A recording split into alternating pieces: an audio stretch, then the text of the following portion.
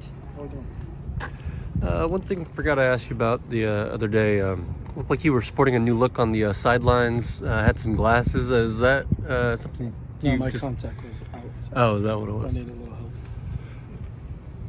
Also, one thing that dropped, I think, after we spoke to you on Wednesday, the Men of Westwood video featuring you and the coaches. How did that come about? And was that something they approached you about? Was that Martin's? Yeah, Ken asked us to do to help him out, and we support Ken. He does an unbelievable job, and he's got yeoman work, in that space. But Ken does a great job, and anything we can do to help Ken, we're here for him because he's been great for us. Looking ahead to this final game, and as far as regular season goes, with this group of seniors, I mean, what's this group of seniors meant to you? Yeah, it's a special group.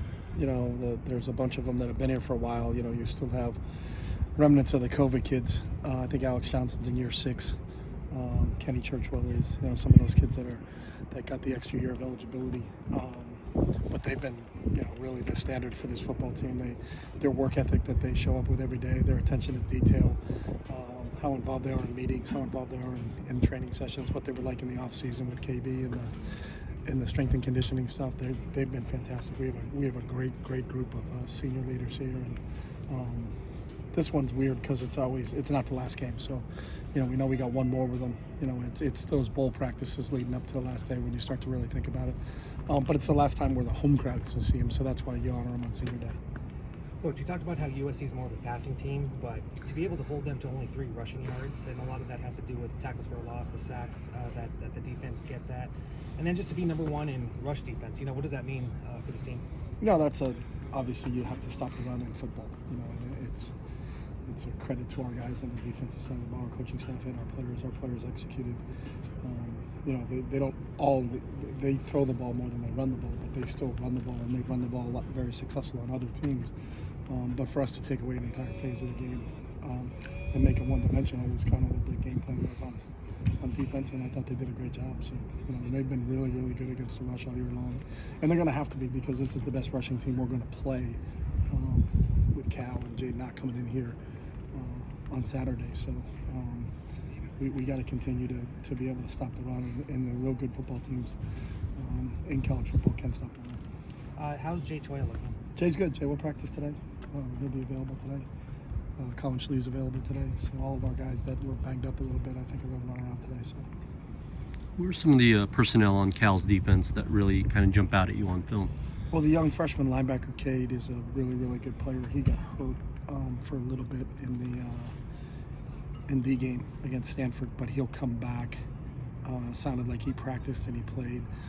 There's a lot of veteran there. They lost Jackson Sermon, who I thought was one of the best linebackers in the conference, and just a really, really good player. He'd been around and played a lot of football and did a lot of different things. They're playing some young guys that are really productive.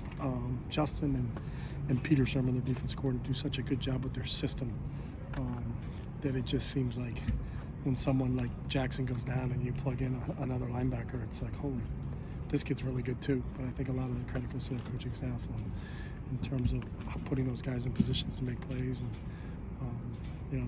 everything is going to be earned on Saturday against that defense. You're not going to get any cheapies against that defense.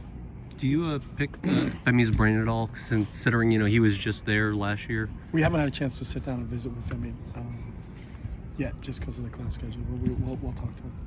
You've probably been busy with the game plan, but any nostalgia knowing that this is the final Pac-12 game? No, not really. I mean, I just haven't really thought about it. Not that I just really haven't thought about it. So it's been, since Saturday, you're back in early Sunday morning and getting ready and game plan. And then because of Thanksgiving, everything's kind of accelerated. We had a team Thanksgiving dinner last night. Normally Tuesday night's another big night for us for the night, so everything's been kind of jammed in. So I haven't had a chance to kind of reflect back upon that. So. Is there any Pac-12 stadium, that you're going to miss playing in? Yeah, I mean, I loved Outson. Obviously, that's a truly special place in this league. But I really enjoy playing at Washington. But we're going to play at those again because we're traveling together. So the two that I enjoyed, Washington, I think maybe because of the rivalry that they had with Oregon. When you went up there, they brought it. And that's what I love about the Washington fans. And then obviously the Oregon fans are special. So those are the two that I always really enjoyed. but we're going to play them. So, the sentimentality on that isn't, really think about we're not going to be at Oregon, we're not going to be at Washington, because either they're going to come here or we're going to go there. So that rivalry still exists, at least with 3 of the schools that we were in the conference with.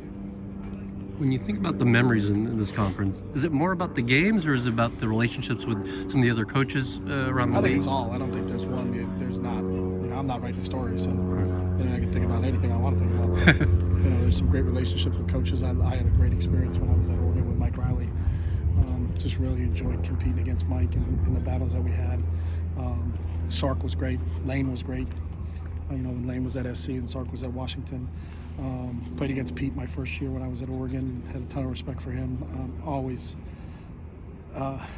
think the world of Kyle Whittingham and what he was like. David Shaw, who I think is going to be at practice today. But those guys that were in the league for a while. The Dennis Erickson, who was just an all-time classic. And when I got in the league, he was at Arizona State, and they were really good when he was at Arizona State. So there's been a few. Mike Stoops, we had some battles with Mike when he was at Arizona and I was at Oregon. We were beating him in a double overtime game, to get us to a chance to play in the Rose Bowl. So all of them, I think those relationships, the games, the certain memories, you're always going to think back of those and really fond memories. Thanks, man.